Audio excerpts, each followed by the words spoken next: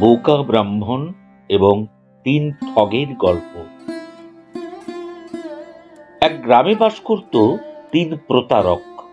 বন্ধুত্ব ছিল তাদের মধ্যে। ফন্দি ফিকির করে লোক ঠকিয়ে জীবন ধারণ করত। একদিন তিন বন্ধু রাস্তা দিয়ে চলেছে আপন মনে। দেখল এক ব্রাহ্মণ কাঁধে একটা পাঁঠাকে নিয়ে আসছে। একজন বলল, দেখেছিস কি নাদুস নুদুস পাঁঠা? ব্রাহ্মণটা কি বোকা, কাঁধে পাঁঠা তুলে নিয়েছে। অপরজন বলল, যা গিয়ে শীত পড়েছে, এই শীতে পাঁঠার মাংস তোফা হবে। তৃতীয় ঠগ বলল, তাহলে পাঁঠাটা ব্রাহ্মণের কাছে থেকে হাতাতে হবে, কিন্তু কি করে? প্রথম ঠগ বলল, তা তো বটেই, এমন একটা নধর পাঁঠা নিয়ে ব্রাহ্মণটা চোখের সামনে দিয়ে বেরিয়ে যাবে, আমরা বসে বসে দেখবো তা কি হয়। সে আবার বলল, একটা ফন্দি এসেছে আমার মাথায়, দেখা যাক কি হয়। তারপর তারা ফিস ফিস করে আলোচনা করলো নিজেদের মধ্যে। এক এক গাছের নিচে এক একজন বসলো। ব্রাহ্মণ আপন মনে হাঁটছে।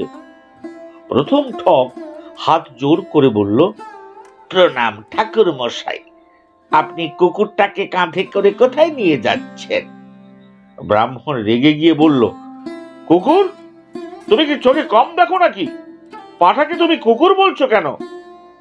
প্রথম ঠগ বলল, না ঠাকুর মশাই, আমার চোখ ঠিকই আছে, আপনার মাথা খারাপ হলো বলে মনে হচ্ছে। কেউ কি কুকুরকে ছাগল বলে?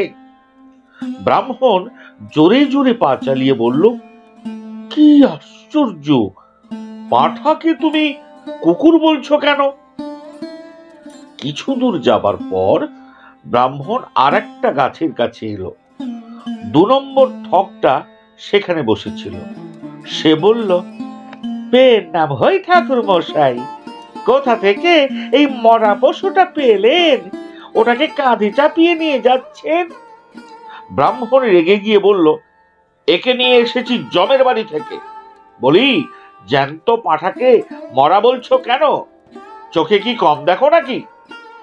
দ্বিতীয় ঠগ বলল, আপনি যদি মরাকে জ্যান্ত বলতে চান আমার কোনো আপত্তি নেই, কিন্তু মরা জন্তুকে কাঁধে নিয়ে গেলে লোকেরা হাসাহাসি করবে। ব্রাহ্মণ বলল, যত সব পাগলের প্রলাপ। এই বলে সে আবার হাঁটতে শুরু করলো। মনে মনে ভাবলো, কি আশ্চর্য, জ্যান্ত পাঁঠাকে একজন বলছে কুকুর, আরেকজন বলছে মরা পাঁঠা। তাহলে কি যজমান আমাকে ঠকালো? যাকে আগে তো বাড়ি যাই, তারপর না হয়। আরো কিছু দূর হেঁটে গেল সে। ৩ নম্বর ঠগ একটা গাছের তলা থেকে বেরিয়ে এলো। সে ঠাকুর মশাইকে প্রণাম করে হাসতে লাগলো। ব্রাহ্মণ জিজ্ঞেস করলো, হাসছো কেন, কি ব্যাপার? হাসতে হাসতে ৩ নম্বর ঠগ বলল, একটা গাধার বাচ্চাকে কেউ যদি কাঁধে করে নিয়ে যায় তাহলে হাসি পাবে কি না বলুন? তৃতীয় ঠগের কথা শুনে ব্রাহ্মণ হকচকিয়ে গেল। পাঁঠাকে সেইখানে নামিয়ে হনহনিয়ে বাড়ির দিকে এগিয়ে গেল। ৩ ঠগ একসঙ্গে হো হো করে হাসতে লাগলো। মহানন্দে পাঁঠার মাংসে রাতের খাওয়া সারলো।